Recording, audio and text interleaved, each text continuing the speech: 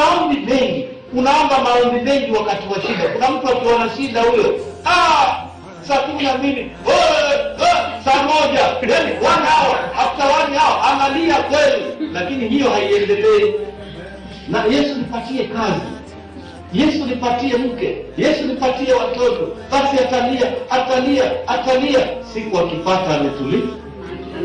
Shida zikirudi tena,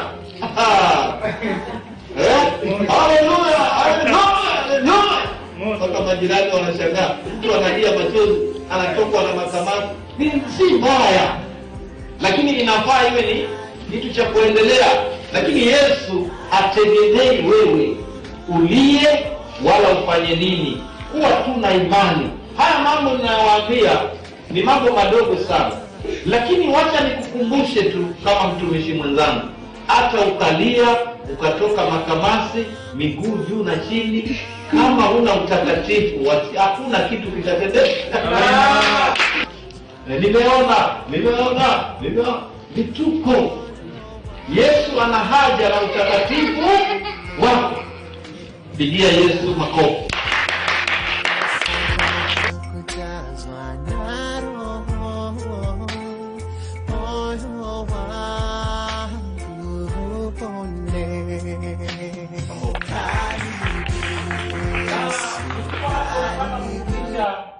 Jinsi ya kuomba, kwa sababu kuna watu wengi katika akili zao na katika maarifa yao wanafikiria kwamba maombi mengi ndiyo yanasuluhisha jambo. Si sawa? Hii kasumba tumekuwa nayo sana. Yesu alipoingia katika ile nyumba alitamka maneno mawili tu, talita kumi, kijana inuka. Na pia hatukatazi wakati umebobea katika maombi, maana huyo roho ana uwezo wa kufanya lolote. Lakini kama ni ya unafiki haitakuwa na maana. Nataka ujue Yesu alipokuta ndani ya hekalu na mkuu wa sinagogi huduma imekufa, alifanya nini? Hakupiga kelele, hakufanya mambo mengi, alienda akaongea. Na sisi tumezoea maombi mengi wakati wa shida. Wakati wa shida tunaomba. Yaani unaomba, lakini ukiwa kwa kawaida na raha zako unasahau. Hata ukienda kulala uombi, ukiingia kwa nyumba wewe unaingia tu. Mimi nakwambia leo jikumbushe, hata kwako nyumbani ukiingia tu hivi, kwanza weka vitu vyako chini, shukuru kwanza. Baba, nimevuka mabarabara, nimeenda wapi, nimerudi, nasema ni asante. Lakini kuna watu hawajali. Mtu anaona ni jambo la kawaida. Umepata sima na sukuma, shukuru. Kuna watu wanaomba siku ya nyama, siku ya sukuma hawaombi. Ukifikia mtu anaomba ndio hapo supu ni nzuri. Lakini siku ya sukuma ataangalia, kwa Yesu hata nikiomba kasukuma wewe shukuru kwa kila kitu. Pigia Yesu makofi. Maombi mengi hatukatai wala sipingi, narudi kwa taratibu. Ni sawa kabisa ukibobea katika roho kwa maombi, tunashukuru, ni sawa. Lakini kama ni ya unafiki ambayo si ya kubobea kwa roho, ni kuonyesha watu kwamba unajua kuomba, ni dhambi tayari. Lakini ukiingia deep katika maombi na uko rohoni, hiyo ni sawa kabisa na itajulikana kwa matunda yake. Lakini kuna watu wakiwa katika shida, basi hapo atalia azunguke kona hii, aende kona hii, lakini mambo yakifunguka tu wiki ijayo unamwona sasa ametulia au tena. Kwa sababu alikuwa na shida. Si hivyo. Yesu tumshukuru wakati huo. Na mimi kama mchungaji wenu ninaamini kwamba nikiongea na Yesu hata katika roho anasikia. Amina. Hata nikiongea naye nimwambie Baba, nisamehe jambo fulani, atanisamehe maana mimi ni mwanao. Yesu anadili na mawazo. Nafikiri niliongea hiyo Jumapili. Anatembea na mawazo. Hii maneno ya kusikia nje ni watu wasikie tu, lakini yeye ashajua kutoka ndani.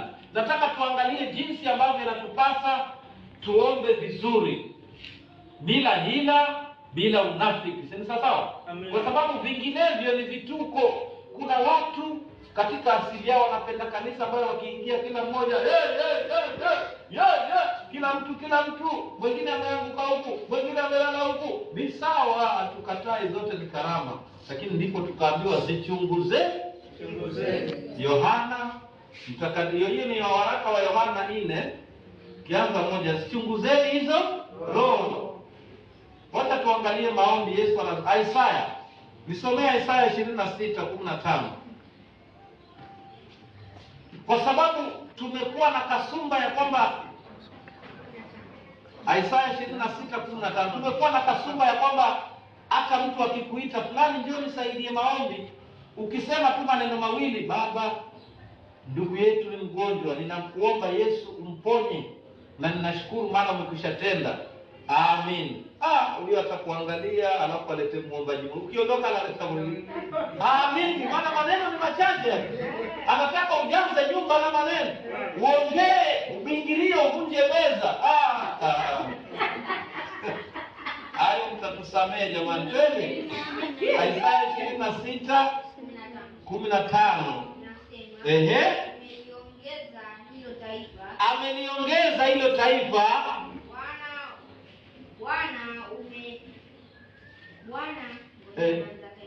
Umeliongeza hilo taifa.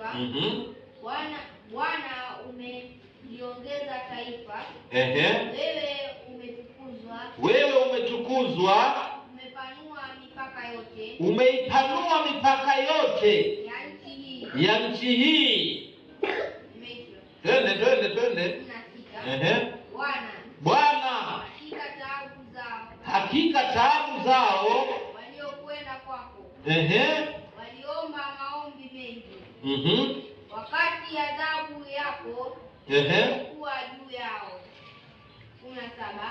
Kama vile Bwana katika taabu zao walikwenda kwako.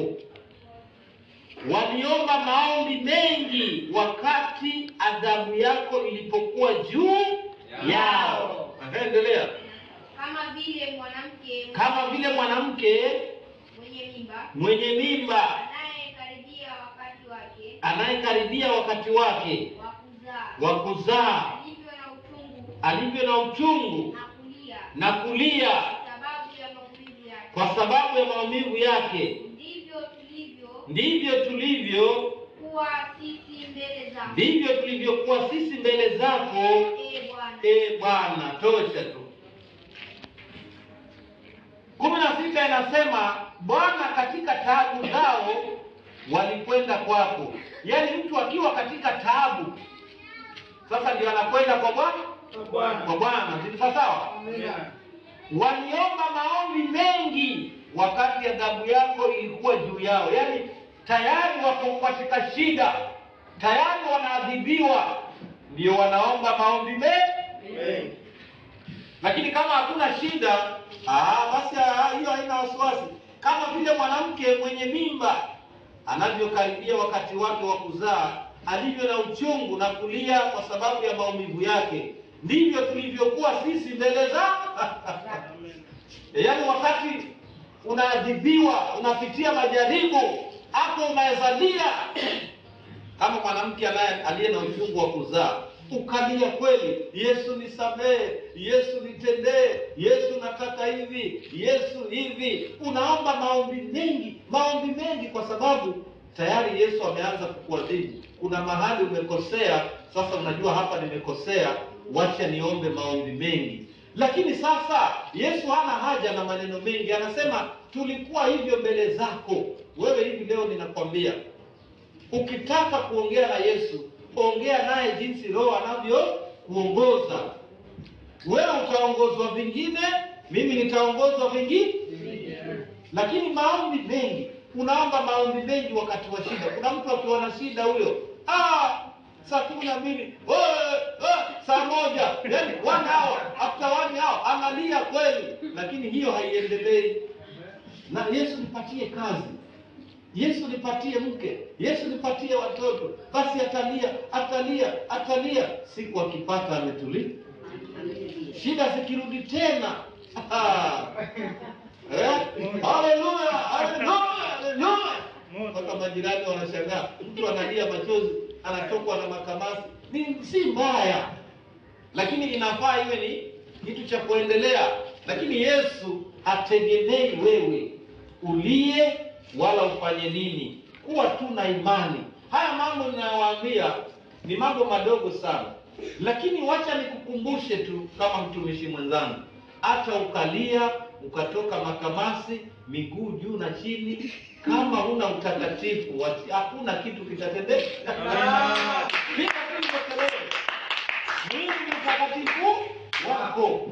Muhimu sio kelele. Yesu apigiwi kelele. Kati kelele. Yeye anataka ujitakase na utembee vizuri. Kuna watu mimi huwaonya kabisa, uko katika kufunga na unasengenya. Si kufunga ni maombi. Umefunga lakini unasengenya watu, unasengenya kanisa, sengenya mchungaji, sengenya nani? Sasa huko kufunga huko kuna maana gani? Na umeenda 3 days, maombi makali kabisa 3 days, lakini saa yote bure. Yesu anataka utakatifu wako. Unatembeaje na imani? Siku moja nikawaambia Yesu, yeye anatenda mambo kulingana na wakati na mazingira. Vile atakavyokufanyia wewe sivyo atakavyonifanyia mimi. Inategemea jinsi ambavyo imani yako umeiweka. Na hapo ndipo mkuu wa sinagogi, watoto walikuwa wamekufa ama mtoto alikuwa amekufa karama. Unaona hizi kanisa ambazo watu wanalialia na kupiga kelele hizi, kuna unafiki. Wewe ukienda Jumapili utaona ni sawa, lakini mambo yanayoendelea hapo, nimeona vituko. Yesu ana haja na utakatifu wako. Pigia Yesu makofi. Tumetoka kwa Isaya, twende kwa Mhubiri. Mhubiri 5 mstari wa 2. Soma Mhubiri 5 mstari wa 2. Mhubiri 5 mstari wa 2. Nasema, usiseme maneno ya ujinga. Usiseme maneno ya ujinga kwa kinywa chako. Wala moyo wako usiwe na haraka kunena mbele za Mungu. Kwa maana Mungu yuko mbinguni na wewe uko chini. Kwa hiyo maneno yako na yawe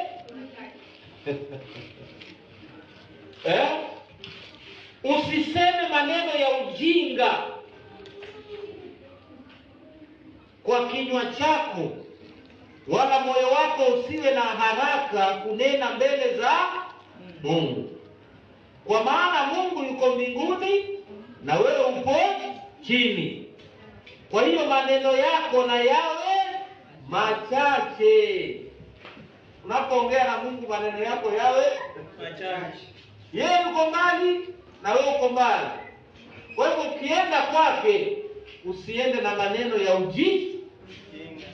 Kule kwetu wakati mmoja kitambo, nilipita kwa boma moja usiku saa moja nikasikia mama mmoja anaomba.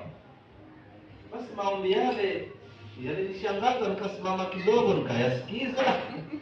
Nasikiza huyu mama chapa maombi kabisa, ukiwa hapo nje unasikia kelele kweli. Sema hata nisikize. Lakini kumbe hata ilikuwa si maombi, ni malalamiko. Baba, mbona umembariki mtoto wa fulani na mimi watoto wangu umewaacha? Hayo ni maombi haya. Baba, mtoto wa fulani anasoma vizuri, mtoto wa fulani anafanya hivi, mimi mbona wangu hujafanya hivyo? Baba, mimi nakuomba. Yaani badala ya kuomba usaidiwe, wewe unalalamika. Baba, mbona mimi kila Jumapili naenda na nguo moja? Mbona hao wenzangu kifika wana kila mtu ana nguo mpya? Baba, una mtu anachapa maombi yote hapo. Analalamika, haombi. Ni malalamiko. Baba, nyumba yangu inavuja, nyumba za wenzangu wamepiga bati, kwani mimi na nini baba?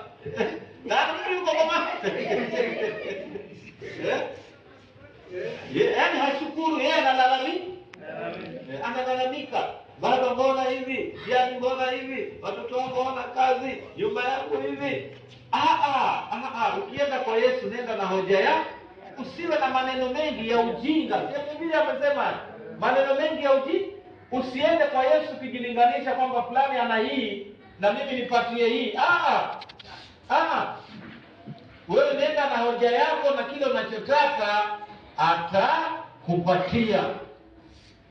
Sisi sawa?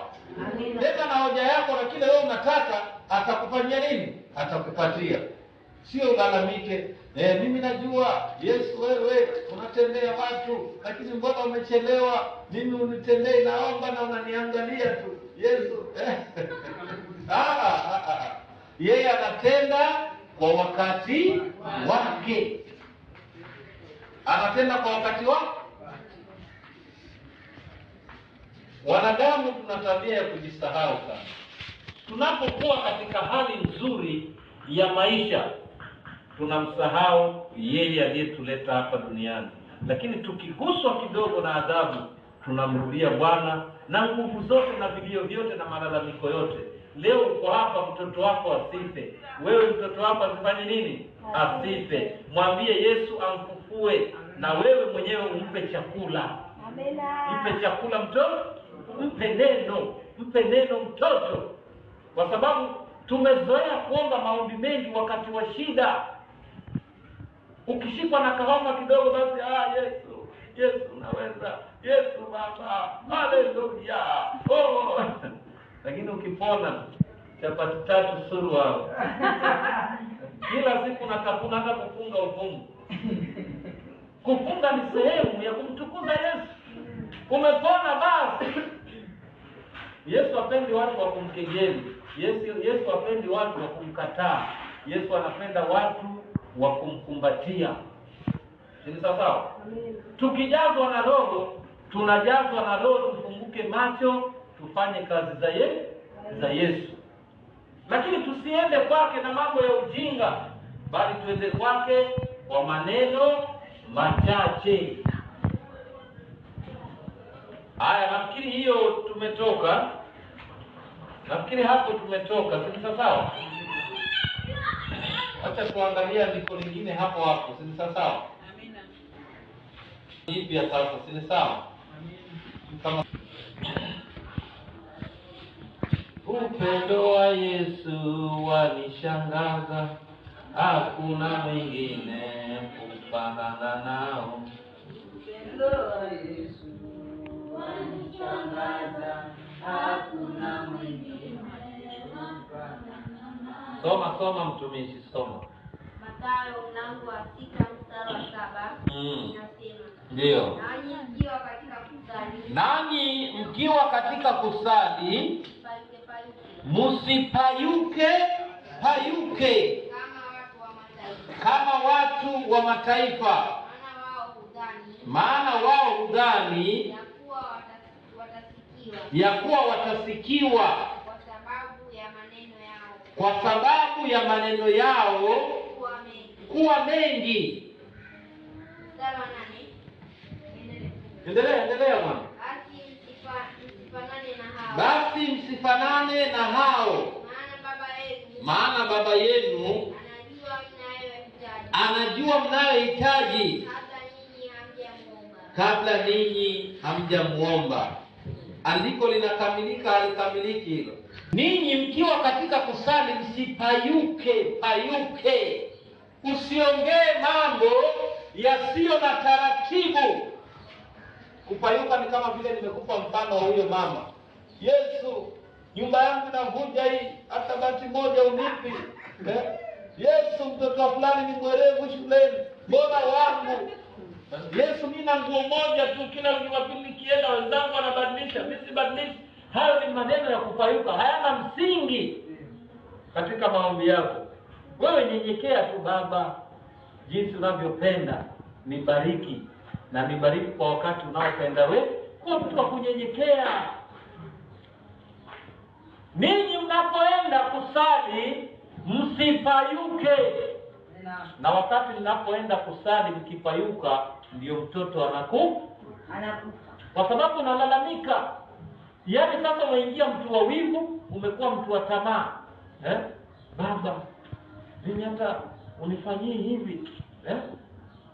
Fulani juzi umembariki pale na gari, mimi hata unipi. Kwani mimi nakuomba vipi? Gari si ya kwako. Ina mwenyewe? Wewe nenda na hoja yako. Anasema ya kwamba tukimpata Yesu tumepata vyote. Lakini wakati tunapoomba tunamwacha Yesu, tunataka vitu vilivyo nje ya Yesu. Lakini utajiri wote uko ndani ya Yesu. Sasa omba kwamba Yesu nitawale, nitamalaki, niinue, basi mwachie kazi. Lakini sio mchagulie Yesu. Naomba sana. Kuna watu wanafunga na kuomba hata wakitamani vitu vya watu. Umeona mume wa mtu anaingia na shopping kila siku, na wewe unaingia magotini, baba, mume wangu na bebe kama vile. Wivu huo, ni tamaa hiyo. Hiyo ni tamaa. Hiyo ni tamaa hiyo. Wewe omba, Yesu atafungua njia na itafanyika bila wewe kujua. Pigia Yesu mkofi.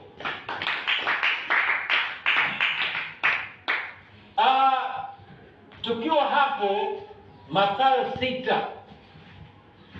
Nanyi mkiwa katika kusali msipayuke payuke kama watu wa mataifa, maana wao hudhani ya kuwa watasikiwa kwa sababu ya maneno yao kuwa mengi. Yaani mtu anaona kwamba mimi nikiongea maneno wengine anaongea hata yuko katika roho. Ni roho gani huyo? Unaongea kama maneno hayasikiki. Hayasikiki kabisa. Maneno mengi. Yesu anasema hapa, msidhani ya kwamba mimi Yesu nitawasikia kwa kuongea maneno mengi. Maneno yako na yawe na busara, maana yeye anatukamilisha. Si sawa? Hii kasumba iko na watu wengi sana. Hata mimi sasa hivi ushangaa ukiongea mtu anakwambia mbona dakika kidogo hivi. Amen. Yeye amezoea mtu achape maombi. Mimi sina uwezo wa kuingilia chini bwana. Yalinishinda hayo mimi. Nilikuja na ujumbe mmoja kitambo hapo kwamba kuna kuokoka, sawa kabisa, si sawa? Alafu ukishaokoka kuna kukua katika wokovu. Kwanza unaokoka kwanza, alafu ukiwa ndani ya huo wokovu unakuwa polepole. Si sawa? Ndani ya huo wokovu unakuwa. Na ukishakuwa katika wokovu, haya mambo ninayofundisha leo utayaelewa. Lakini mtu mchanga katika wokovu amezoea tu kelele, anajua watu wanapiga tu kelele, lazima uombewe hivi, lazima ufanywe hivi. Mimi kuna kitu ambacho katika maisha yangu huwa sikubaliani naye. Wakati utaenda kwa mchungaji na alazimisha upone saa hiyo, chunga sana hapo mahali. Yaani analazimisha kitendeke saa hiyo. Mimi siamini. Mimi ninajua Yesu atatenda kwa wakati wake. Lakini ukute mtu analazimisha, tena kuna wengine wanakuhakikishia unaumwa na nini? Tumbo. Umepona. Unapona saa hii. Na atang'ang'ana hapo. Wapenda vitu vingine tuangalie sana. Vile maandiko yanasema, kwa hiyo Mhubiri 11. Tutaenda hapo Mhubiri 11 kidogo. Kwamba kama vile mtoto akuavyo ndani ya tumbo la mama yake, ndivyo sisi hatujui kazi ya Yesu anavyoifanya. Kisha tuende hapo kwanza ndio turudi. Mhubiri 11. Yaani kazi ya Yesu anaifanya vile yeye anajua. Mhubiri 11 mstari wa 5. Wacha nisome. Ama nani atasoma? Twende kwa haraka. Nataka tukomboe muda, Mstari wa 5. Ndio. Kama vile wewe usipojua njia ya upepo. Kama vile wewe usipojua njia ya upepo ni ipi? Wala jinsi mifupa ikuavyo tumboni mwake mjamzito. kadhalika huijui kazi ya Mungu afanyaye mambo yote. Kama vile wewe usipojua njia ya upepo ni ipi, ama utapiga hivi, kuna mtu anajua? Hakuna. Wala jinsi mifupa ikuaje tumboni mwake mjamzito. Unajua vile mifupa ya mtoto inavyounganishwa ndani ya mama? Hakuna. Kadhalika huijui kazi ya Mungu afanyaye mambo yote. Asubuhi panda mbegu zako, wala jioni usizuie mkono wako, kwa maana wewe hujui ni zipi zitakazofanikiwa, kama ni hii au kama zote zitafaa sawa sawa. Kazi ya Yesu, yeye ndiye anayejua vile anavyoifanya. Kwa hivyo tukirudi kwa Mathayo, hata ukaongea maneno mengi kiasi gani, yeye ndiye aliye na ufunguo. Utapona saa ile anataka, na atakubariki saa ile anataka. Hakuna mtu anajua vile anavyofanya kazi yake. Kuna mtu kweli anajua kesho kutakuwa na mvua ama jua? Au kuna mtu anajua kesho ataamka hapa? Hakuna. Lakini unakuta vituko tunafanyiwa maneno mengi. Mtu anaingia hapa anaanza kukimbia kama mchawi, atoke hapa arudi. Vituko hivyo mimi vilinishinda. Sijiwezi. Yesu anaelewa, ni mwaminifu na anaelewa.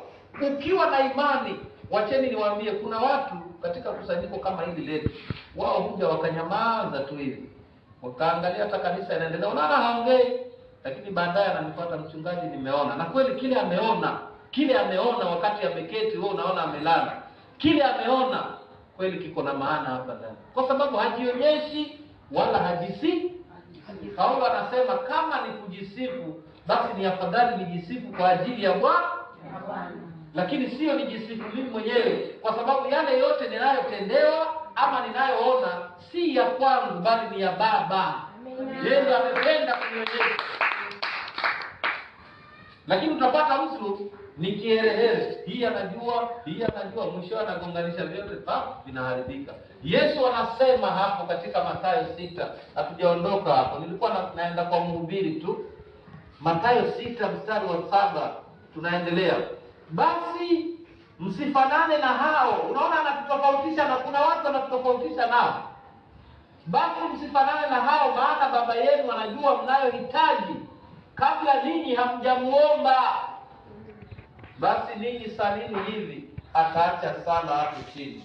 Yesu anajua tunachohitaji kabla. Ndio nikasema juzi, nikaja na ujumbe wa kwamba Yesu hadili na maneno ya kinywa. Si hapo umesikia, anajua kabla, si ndio? Nilikuwa nimepeana huu mfano Jumapili. Serikali za dunia hii na wanadamu watakuhukumu kwa kile umesema. Ukifika kotini utaambiwa, juzi si ulimtisha fulani utamuua. Basi utahukumiwa kwa kutisha mtu. Haya, juzi ulipiga mtu, utahukumiwa kwa sababu kule kupiga kumeonekana. Ni sawa?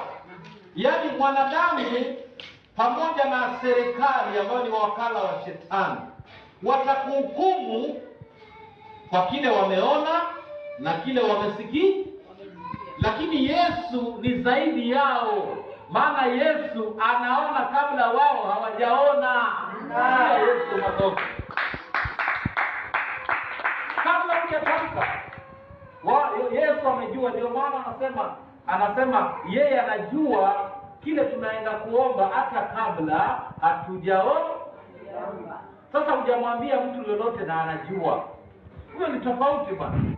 Yesu ni tofauti. Hakuna mtu atahukumiwa kotini ya kwamba mahali hapo umekaa unawaza kwamba utaenda kununua nyama leo. Sasa uhukumiwe. Kwa hiyo nani anayejua?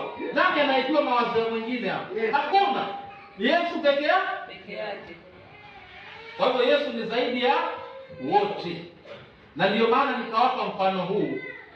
Ukifikiria uzinzi tu, yeye ashakwambia mwanangu tubu hapo. Sasa sawa? Kwa sababu ameona ndani. Si lazima uende ukatende. Ukitenda sasa hiyo unafanya ndio wanadamu wako, lakini yeye ashaona wapi? Kutoka ndani. Wapendwa, Yesu ni tofauti. Yesu ni nini? Tofauti. Na ndipo mimi wanasema, ukiona mtu anakimbia makusanyiko, nikapeana mfano mmoja ya kwamba tumbili hata ukimbadilishia msitu, umtoe hapa umpeleke Ngong Forest, yeye hatabadilika. Tumbili atabaki kuwa ndio sawa. Hata ukambadilishia msitu atabaki kuwa hivyo hii na lawama hivyo hii. Kwa hivyo afadhali wewe ubadilike kuliko ubadilishiwe msitu. Pigia Yesu makofi. Wakorintho wa kwanza 3. Tunamalizia hiyo ya kujua kazi za Yesu. Wakorintho wa kwanza 3 inasema Apolo alipanda na Paulo akanyunyizia maji. Lakini anayekuza ni nani? Anayekuza ni, hebu soma Kwanza 3 mstari wa 6. Paulo anaongea, mimi nalipanda, Apolo akatia maji, bali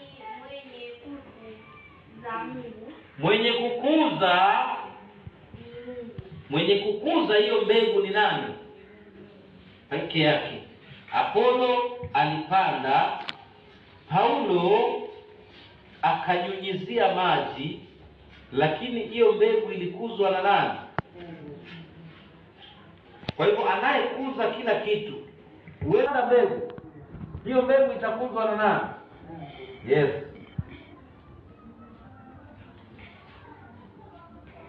Pigia Yesu makofi. Na Wakorintho wa kwanza 14, Paulo anarudi pale kwa maneno mengi. Wakorintho wa kwanza 14 mstari wa 19, Paulo anasema, lakini katika kanisa. Unaona sasa tumerudi kanisani sasa. Lakini katika kanisa napenda kunena maneno 5.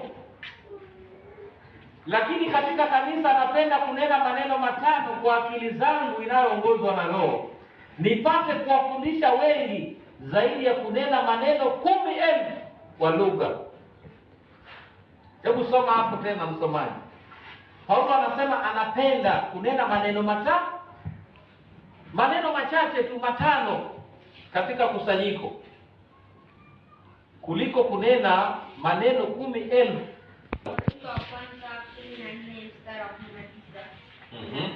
Ndio. Lakini katika kanisa ndio napenda kunena maneno 5 kwa akili zangu, nipate kuwafundisha wengi kuliko kunena maneno 10,000 kwa lugha.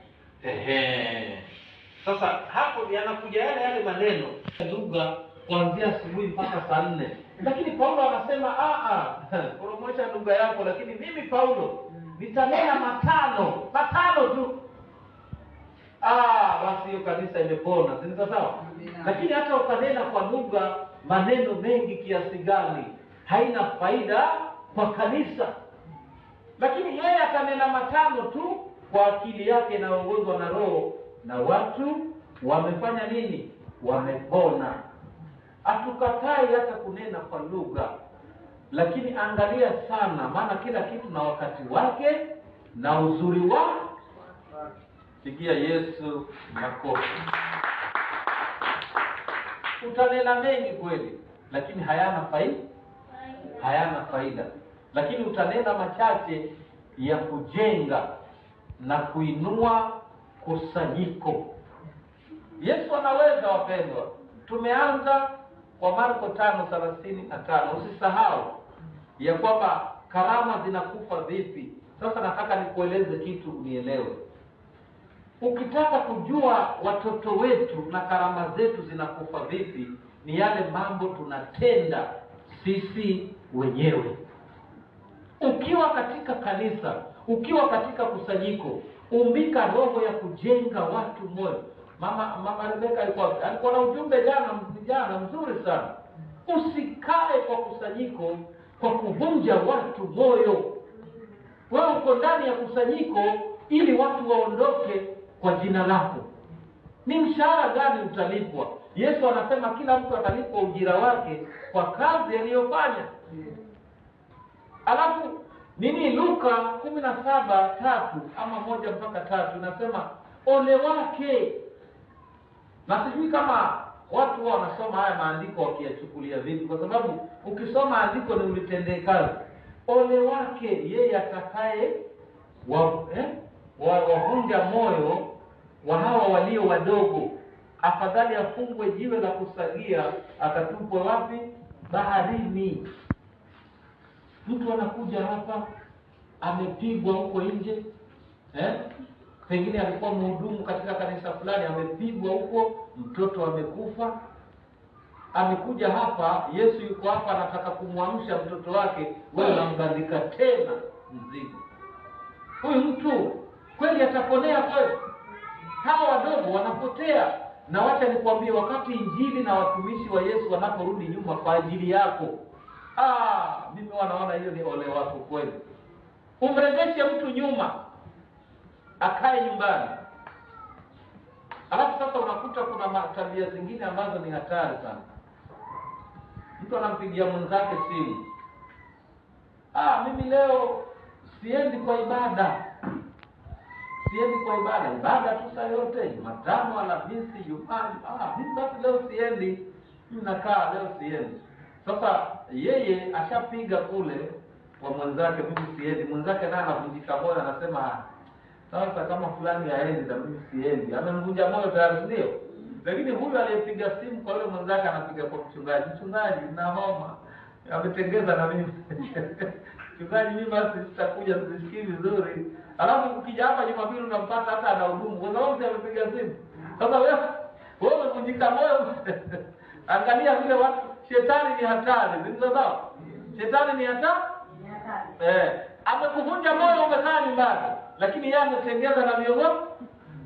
Hata unajua ukipiga simu unahuduru wewe, hata kuhudumu unahuduru. Si umesema wewe? Lakini mwenzake amempigia simu akamwambia ibada mimi ibada za nini? Mimi napumzika, ibada ni mimi siendi. Alafu anapiga simu kwa viongozi. Mtumishi, mimi sitakuja, nimeshikika. Tafadhali mtumishi, sauti ya chini. Tafadhali mtumishi, nimeshikika, nitakuja. Haya mwanangu, nakuombea. Kule 2-3 hawaji kwa sababu yake. 2-3 washavunja moyo. Sasa wewe unafanya kazi gani katika kusanyiko? Ni hatari sana. Niliwaambia wakati mmoja nikiwa shuleni ndio mambo haya yanapatikana. Nikiwa shule Mtopanga Primary miaka ya 80. Kulikuwa na makoma kule kwa Senderi. Sasa ikawa saa 7-8 tunaenda kule kula makoma, tunarudi jioni. Na tulikuwa tunaomba ruhusa ama tunatumia mbinu zile tunaweza. Siku hiyo wenzangu wakati wanaenda lunch, sasa tunaachana wanaenda lunch. Mimi nilikuwa siji lunch, maana nilikuwa niko hapa na kule kulikuwa mbali. Kwa sirudi lunch. Sasa wakaniambia sisi saa 8 tunaenda kula makoma. Nikasema ni sawa. Basi wao waliporudi hivi nyumbani wakapitia hospitali. Leo pale ilikuwa ndio hospitali kubwa ile dispensary. Sio kama imefungwa zaidi. Kulikuwa na kadi za bure za serikali miaka hiyo, mambo ilikuwa mazuri. Kadi za bure kabisa namna hizo za blue na yellow. Wakagongewa kadi, wala ni wagonjwa wao wakatia mgongo. Walipokuja wakaambia twendeni tukala makoma, tukaenda tukala makoma vizuri, tukachelewa mpaka saa 10. Na waambia jamani, sasa itakuwaje kesho? Mwalimu anasema chana na mwalimu bwana. Walimu wasitusumbue bwana. Sisi kwanza tutakubali na tutamwambia kwanza amezidi huyo mwalimu. Kesho yake mimi ndaje. Nasikia sasa watu fulani simameni huku. Tumesimamishwa kando. Haya, mlikuwa wapi jana? Kila mtu anatoa kadi yake. Nimebaki mimi hapa. Nilikoma. Hapo ya urafiki. Niwaambia kama ni ndugu. Haiwezi. Wao wamegonga kadi kabisa. Mwalimu nilikuwa mgonjwa jana. Mimi ndio nimeacha mpumbavu, nimeenda kula makoma sina kazi. Nikolewa. Ingia Yesu makofi. Jua kuishi na watu ni wajanja. Na hizo tabia bado ziko ndani ya watu hata katika kusanyiko. Kuna watu waliokoka wakakataa kuacha tabia zao. Ameingia tu kwa wokovu watu wamuone ameokoka. Lakini Warumi 12 ukiangalia mstari wa 2 inasema wakati umempokea Yesu ugeuzwe upya nia yako. Hebu soma hapo. Yaani utoke kwa ile nia ya kwanza sasa uwe kiumbe kipya. Maana Yesu anasema ukimpata unakuwa kiumbe kipya. Warumi 12 anzia 1 na 2. Kuna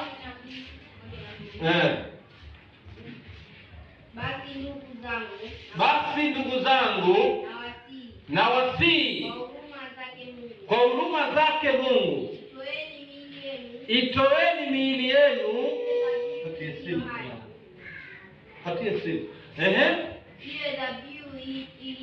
iwe dhabihu iliyo hai takatifu. Yaani itoeni miili yenu iwe dhabihu iliyo hai takatifu ya kumpendeza nani? Mungu.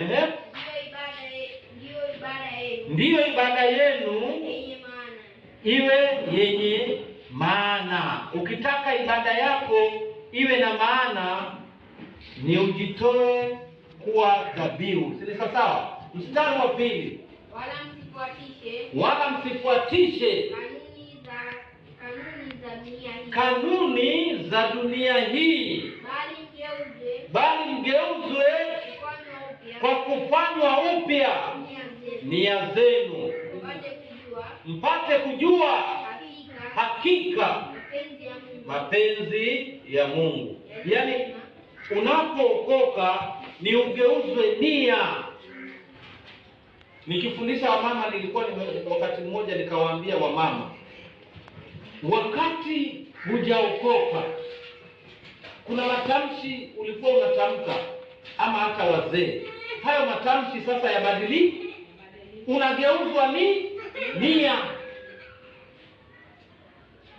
Kama ulikuwa mama ambaye ukikaa pale nje ukipita mtu ninunulie viazi.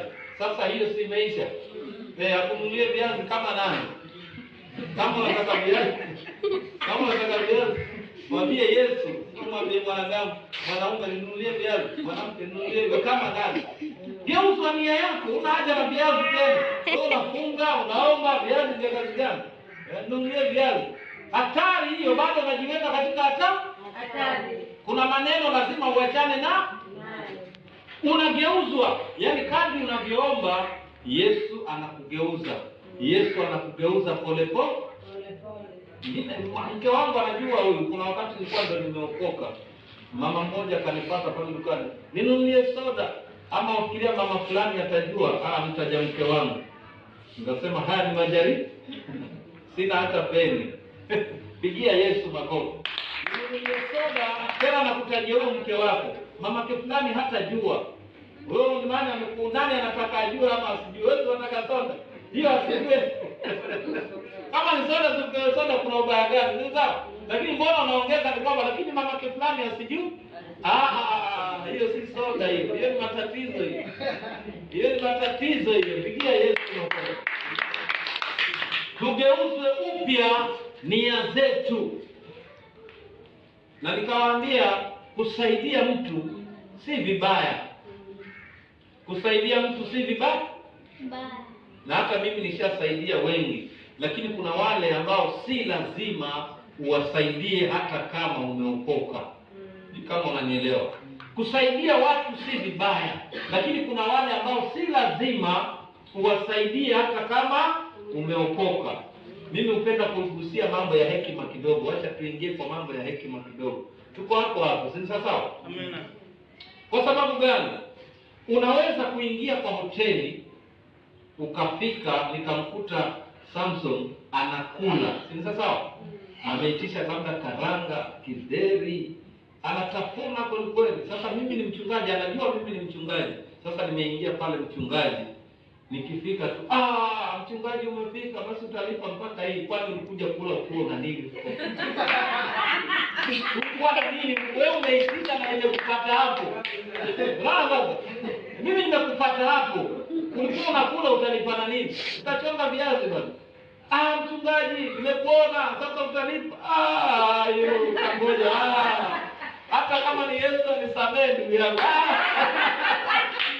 Ameni. Wewe umeingia mwenyewe, hata nilikuwa sijui kama uko hapo. Nimekupata hapo unakula. Sasa mimi ndio nilipe. Huko ni kufanya na ujinga. Hiyo haiye? Lakini kama mtu ana shida na akupate nyumbani, babake fulani, hali leo ngumu, niangalie chochote kama unacho. Amekuja amekupata nyumbani, toa mpatie, kwa sababu amekuja na shida zake. Sasa lakini sio mtu mmekutana njiani, nafurahi kukutana na wewe bwana, lete 100. Kama ungeniona njiani ungepata wapi hiyo 100? Hayo sio, hata kama tumegeuzwa nia. Pigia Yesu makofi. Ezekieli 36, 26 na 27. Tusomee Ezekieli.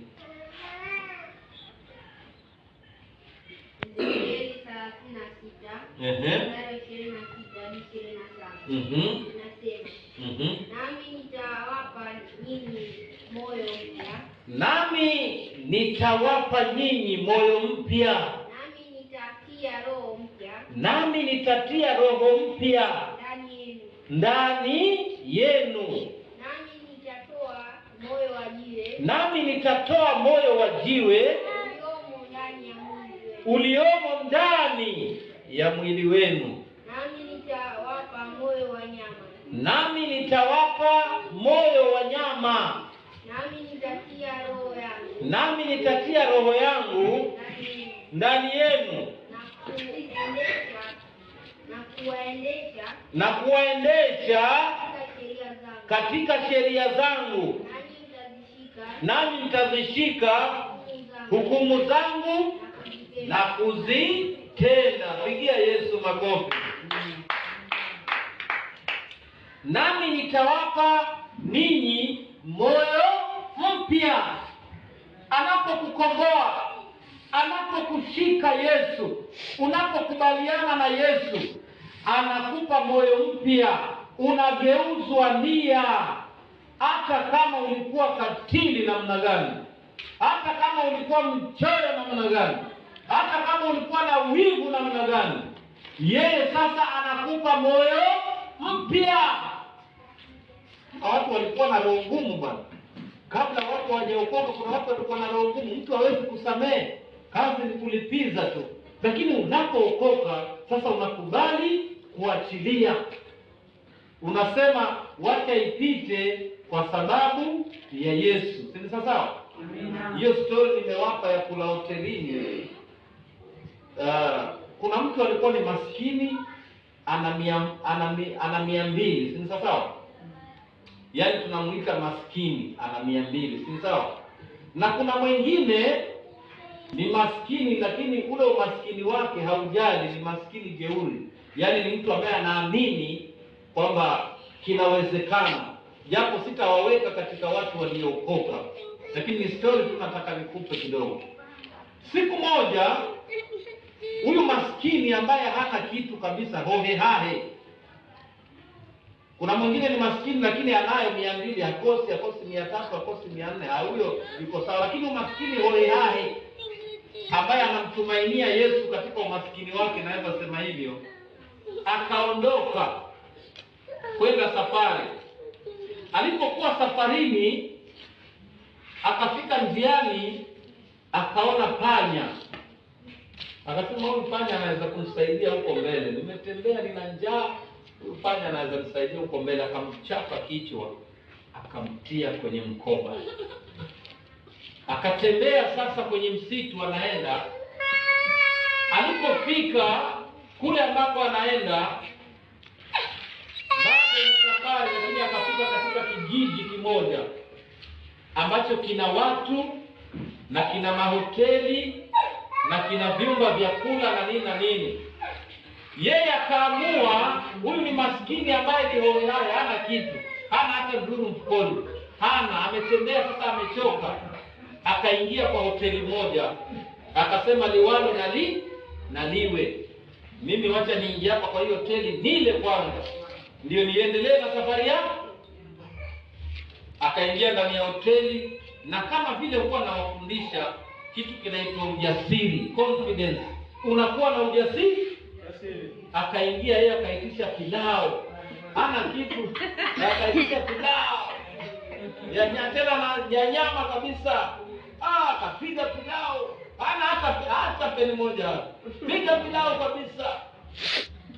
Sahani kaisha, wale wanakuja kuchukua sahani, akamwambia ngoja kwanza, pilau bado iko, niongezeni.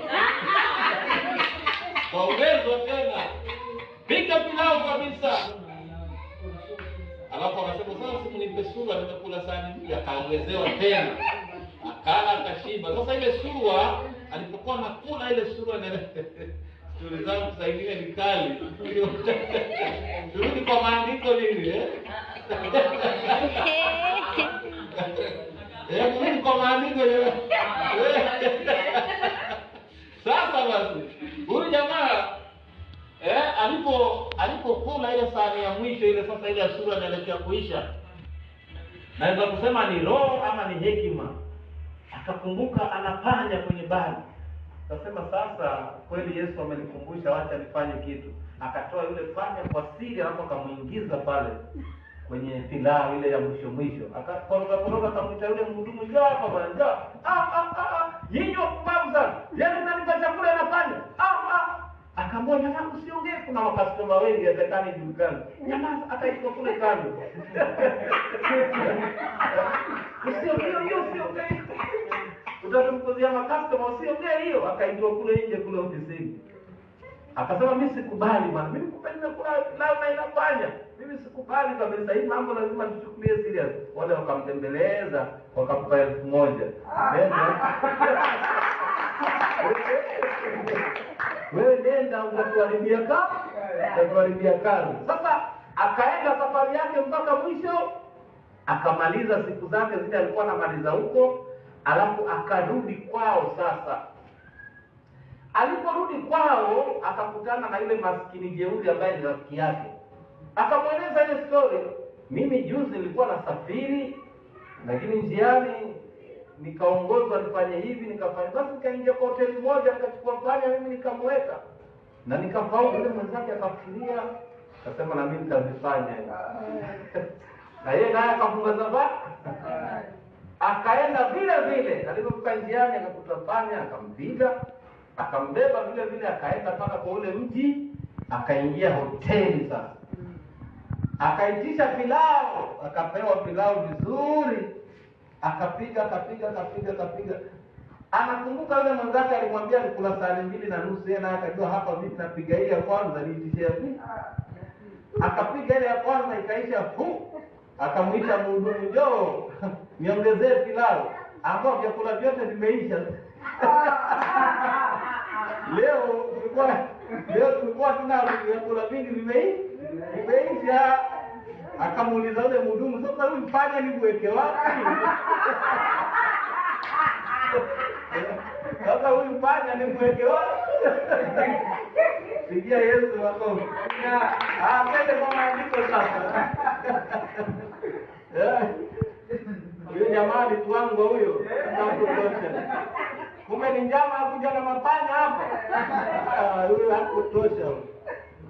Andiko linasema katika Yeremia 36:26, nami nitawapa ninyi moyo mpya, nami nitatia roho mpya ndani yenu, nami nitatoa moyo wa jiwe.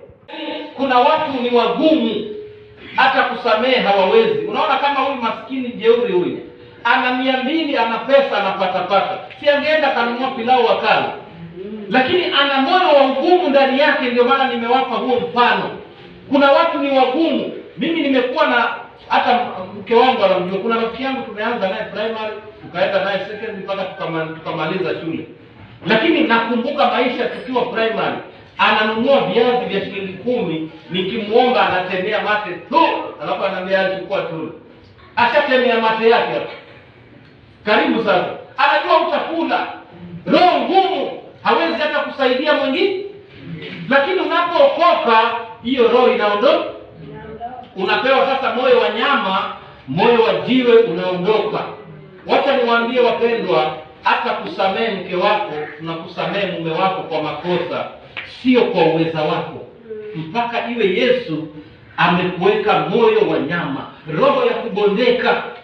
Kwa sababu utatendewa mambo mazito, na kwa vile umeokoka ni lazima utasamehe, lakini si kwa uweza wako, bali ni kwa uweza wa yule aliyekutuma. Wakati mwingine tunakosewa, wakati mwingine tunaudhiwa, hata unasema huyu mtu mbona amenifanya hivi, kwa nini?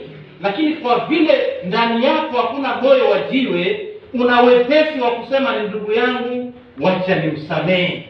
Amina. Ndipo maandiko yanasema katika Ezekieli, atatoa, yani atatupa moyo mpya na atatoa ile ya jiwe. Hapo tunarudi kwa Warumi 12, kugeuzwa nia zetu. Kuna watu kabla hawajaokoka hata kukupa shilingi 10 hivi alikuwa hawezi. Lakini sasa hivi hata ukitaka 100 anakupa tu. Kwa sababu amegeuzwa. Ndani yake amefanywa nini? Kiumbe kipya. Na hivi ndivyo natupasa tuwe, tukiokoka tuwe viumbe vipya. La sivyo karama zetu zitakufa. Ukiona mtu ni mgumu sana, yani hata kimaneno, wacha kipesa wala ni kimaneno, yani unamueleza andiko na hataki kuelewa, huyo bado hajageuzwa nia. Hivi basi Yesu anasema hivi, hapo tunarudi kwa Marko 5:35, mtoto amekufa. Maana maandiko tukijadiliana mimi na Helena nituelewane.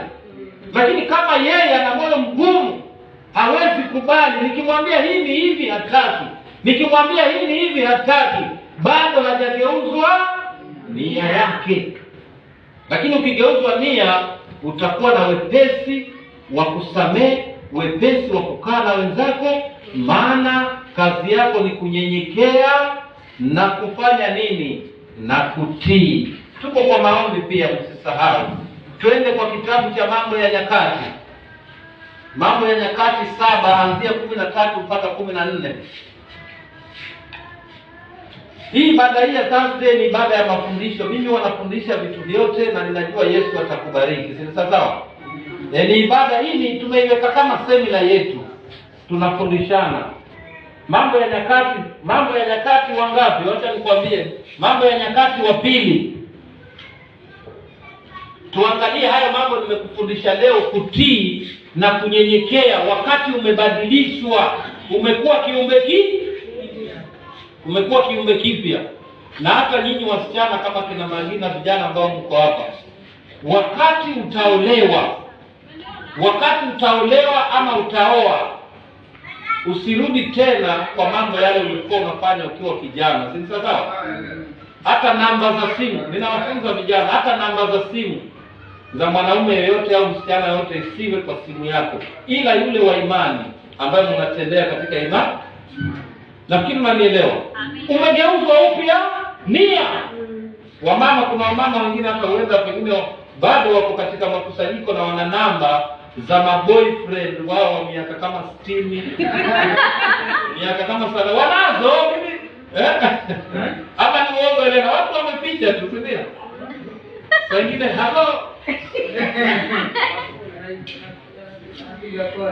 Sasa hizo ndio tunataka tuondoe, ugeuze upya nia yako.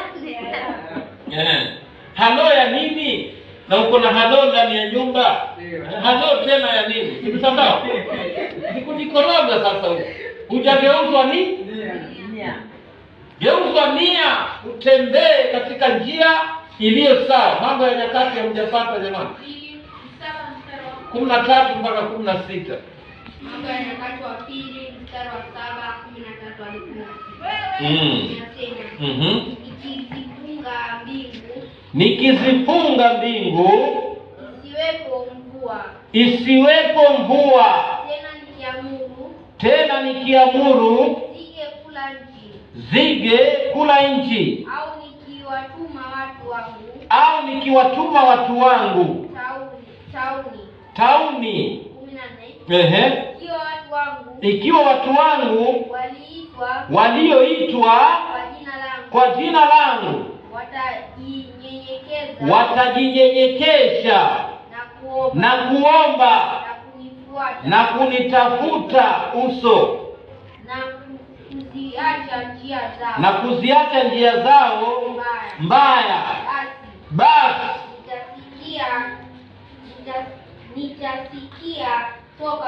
nitasikia toka mbinguni na kuwasamehe dhambi yao na kuiponya nchi yao. 15. Sasa macho yangu yatafumbuka na masikio yangu yatasikiliza maombi ya watu waombao mahali hapa. Maana sasa nimeichagua nyumba hii na kuitakasa ili kwamba jina langu lipate kuwako huko milele. Wacha tupigia Yesu makofi. Atakapoleta tauni, atakapoleta magonjwa, watu wake wamtafute katika maombi na kunyenyekea. Uombe na ufanye nini? Yeye atageuza nia yake, maana yeye ndiye anayetupatia moyo wa nyama. Atageuza nia yake na atatusamehe, na hata sisi nasi tutasamehe wengine. Pigia Yesu makofi. Kuna mtu ana swali? Hapa tunafundishana jamani. Elena, andiko lako lile la Isaya tuliache kwanza, sawa? Tulia tu. Tulia tu. Haya, kuna mtu ana jambo. Kutii na kunyenyekea na maombi yaliyoelekea mbele za Yesu. Hayo ndiyo mambo tunayohitaji katika maisha yetu ya wokovu. Pigia Yesu makofi. Nimewaambia kama hutageuzwa nia, kuna watu walikuwa na tabia zao kabla hawajaokoka. Na mtu anampokea Yesu na anaingia katika wokovu, lakini anaingia na tabia zake zote. Huyo mtu hata akiwa katika kusanyiko bado atasumbua, hajabadilika, hajabadilisha nia. Lakini unapoingia, wokovu ni kufanywa kiumbe kipya.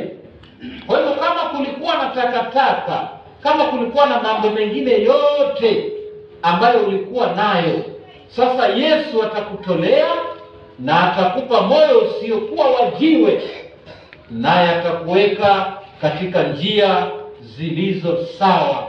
Pigia Yesu makofi. Najua ni mambo mazito kidogo, lakini tusipobadilika, tusipobadilisha, basi mambo haya yatatushinda. Maana yeye ndiye anayetuokoa na yeye ndiye anayetembea pamoja nasi. Mnasema watu hawana namba? Pigia Yesu makofi. Maskini na maskini jeuri. Hata katika wokovu kuna wale wameokoka kweli ambao ni maskini wa neno. Sinasemekana kuna maskini wa neno. Heri walio maskini, maana ufalme wa mbinguni ni wao. Mathayo 5 hiyo. Mathayo 5 hiyo. Mstari wa 3. Si umaskini wa nini? Ni umaskini wa kunyenyekea, maana utosheki na neno. Hakuna siku neno litakutoa. Lakini yule ambaye anavyo, ambaye anajiona anajua, basi huyo hatajua siku zote. Pigia Yesu makofi. Ananipenda Mwokozi, yeye ni mwema. Ananipenda Mwokozi, yeye ni mwema. Ananipenda Ananipenda Mwokozi, yeye ni mwema. Ananipenda Mwokozi, yeye ni mwema. Ananipenda Mwokozi, yeye ni mwema. Ananipenda Mwokozi, yeye ni mwema. Pigia Yesu makofi. Tumemalizana na Ezekieli. Aya, Wagalatia 5 mstari wa 7. Mtoto amekufa, talitha 10. Wagalatia 5 mstari wa 7. Talitha 10. Mtoto ni huduma yako. Mtoto ni karama yako. Je, utamwacha aangamie? Utamwacha aangamie? La, soma Wagalatia 5 anzia mstari wa 7. Wagalatia mlango wa 5 mstari wa 7. Ndiyo. Inasema, Ndiyo. mlikuwa mkipiga mbio vizuri. Mlikuwa mkipiga mbio vizuri. Ni nani aliyewazuia? Ni nani aliyewazuia? Msitii kweli? Msitii kweli? 8. Ushawishi hakukutoka kwake. Yeye anayewaita Ndiyo. nyinyi. 9.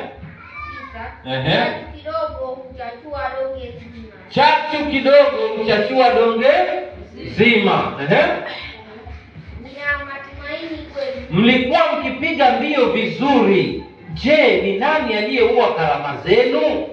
Je, ni nani aliyewasimamisha katika hizo mbio za kumtafuta Yesu? Pale mwanzo ulipookoka, kila mara ilikuwa ni lazima upige magoti na uombe na uje kanisani na utoe matoleo yako. Lakini sasa hivi mbio zimepungua. Mlikuwa mkipiga mbio vizuri. Ni nani aliyewazuia msitii kweli? Kwa kushawishi huku hakukutoka kwake yeye anayewaita ninyi. Chachu kidogo huchachua donge zima. Hizi mbio tulizokuwa tukipiga zimeenda wapi? Tulikuwa tukipiga mbio vizuri. Na ninawakumbusha kuhusu matoleo. Nilizungumzia Jumapili. Nawakumbusha wapendwa, hii kitu inaitwa matoleo. Wakati unatoa sadaka yako, tuko kwa topic ya maombi, wacha nigusia. Matoleo ni insurance yako wewe. Wakati unatoa, haumtolei Pastor Ongoro. Wewe toa na usahau. Lakini usipotoa utadhurika, maana hujakamilisha ibada ya vile. Wale watu ambao hawajaokoka kule nje wanalia, jamani kazi hakuna, jamani pesa hakuna. Utaanza kulia hivyo na uko hapa ndani, kwa maana hizo unazopata hazitakutosha. Ninakwambia leo, matoleo yako ni muhimu. Sio kwamba unanitolea mimi, hiyo ni insurance yako. Wewe usitoe tu. Na mimi nawaambia, tusipotoa na kutuendelee kukaza mikono, hapa ndani tutaanza kuomba na unga, maana tutakuwa maskini sote hapa, hatutapata. Lakini unapotoa, na wewe nawe unapata. Lakini kama hutoi, mtu anakuja kanisani, sadaka hatoi, fungu la 10 hatoi, mwaka mpaka mwaka. Sasa wewe unatarajia utapiga hatua gani? Si mtoto amekufa wewe? Mtoto ataamka kweli hapo? Hawezi amka. Lakini tukizungumzia matoleo, mtu anaweza chukulia wachungaji wanataka watu watoe. Wapo wachungaji ambao watataka utoe kwa nia yao mbaya. Mimi niliwafundisha kuhusu aina za matoleo. Mtu asikulazimishe kwamba lazima utoe pesa fulani ndio ufanyiwe kitu fulani. Hiyo haipo. Haununui kitu kwa Yesu. Lakini alisema kwamba watu watoe. Sasa unatoa kutoka rohoni mwako, lakini utapata kama pengine mchungaji anataka yale matoleo ambayo mnasema ambayo hayafai. Anakulazimisha, anakwambia usipotoa hautabarikiwa. Usipotoa utalaaniwa. Usipotoa, yani anakutisha ndio upate kutoa. Hiyo si direction nzuri. lakini ni yakufundishe maana ya kutoa kwako itakusaidia vipi. Amina. Lakini wengi tulirelax tukasema sasa sisi hatutoi, tumeambiwa matoleo, lakini tulikuwa tunazungumzia wale ambao wanazitumia kwa njia mbaya. Kwa mfano, mimi nianze kukuzia mafuta, mimi nianze kukuzia chumvi, nianze kukufanyia biashara hapa ndani, hiyo si sawa. Ama kwa mfano nikwambie kwamba hapa madhabahuni ukileta 1000 ndio mambo yako itakuwa sawa. Unaona sasa? Hizo ni njama za kukuibia wewe. Gari yako iko kwa meli, inakuja, naiona. I can see your car in the ship coming. Sasa tunaipataje hiyo gari? Ambapo mpaka utoe hapa 310 ndio gari hiyo gari iko kweli, lakini haiji mpaka utoe pesa. Hapa hapo ndipo kuna shida hapo. Lakini hapa sisi tunakwambia tu ule ukweli. Hatujasema watu wasitoe, na hii ninazungumza kwa sababu kuna watu watapata shida kwa kutotoa.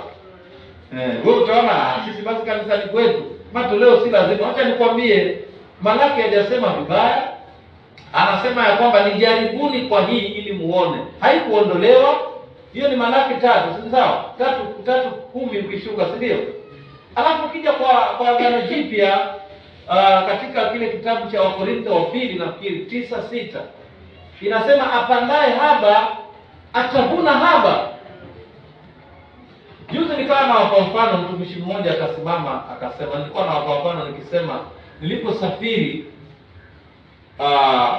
nikasema nashukuru wote walionipigia simu na hata wale ambao hawakunipigia simu, nyote mbarikiwe. Huwa tunafunika, kuna vitu tunafunika, hatutaki ya kuaibisha, tunafunika mambo, lakini hauwezi kusema kwamba wote ambao hawakunipigia na wale ambao wamepigia wabarikiwe. Ni kama kusema yule ambaye hakutoa na yule ambaye ametoa wabarikiwe. Wewe hukutoa unabarikiwa nini? Wewe hukutoa unabarikiwa nini? Mwenzako ametoa atabarikiwa, wewe ambaye hukutoaje? Sasa tuangalie hii misemo mingine huwa ni hekima ya watumishi, lakini mimi niliamua kuiweka wazi, sitaki kunikwe. Ukikataa kumtolea Yesu, unayo. Kama mimi najua ukiwa wewe ni mtumishi wa Yesu huwezi kosa, lakini unazembea kwamba kanisani kwetu sisi hatutoi, na hiyo imetulemaza. Hata ukiniona hivi mimi naongea kujua kwamba tumelemaa kwa sababu hiyo. Sasa kuna vitu vinakosea, na hivyo vitu vinahitaji pesa ili zifanye kazi. Kuna mambo mengine hata tulikuwa tushughuliki, tulikuwa pale nyuma pale, kwa tunapata tu tunafanya hii, lakini kila mmoja alikuja akakunja mkono. Na hivi sasa tumeanza kuomba. Unakuta mzee anakuja anasikitika, na ukimuuliza kwa nini jana hukuja kwa ibada ya Tuesday fair bana? Sasa umeanza kukosa fair kwa nini? Jiulize swali, kwa nini watu walio chini yangu wakose fair? Kuna shida mahali, lazima niwaambie ukweli. Kwa nini unaanza kukosa fair na ulikuwa unapata? Kuna mahali umeacha ambapo inakuumiza sasa. Na mimi nikiendelea kunyamaza mpaka mwisho utakaa nyumbani kabisa. Utaanza kuwa na shati moja wiki 6. Kwa sababu pesa hakupo. Lakini ukitaka kubarikiwa, fuata yale yaliyokomandi, yale mengine ya wizi wachana nayo. Kwa sababu sisi chochote tunachofanya hapa, hata kama ni mchakato, sisi tuko transparent. Hiyo pesa ya mchakato ikija huwa inapewa ile shughuli.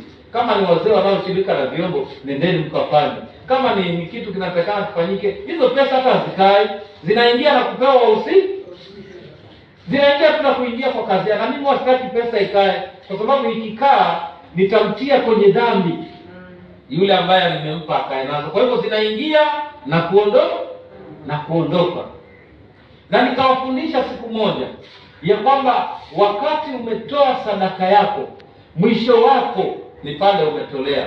Vile itakavyotumiwa si kazi yako. Ukianza kupata wewe ni mbea, na hiyo sadaka yako uliyotoa pia haina maana. Ni sasa ni hatari sana.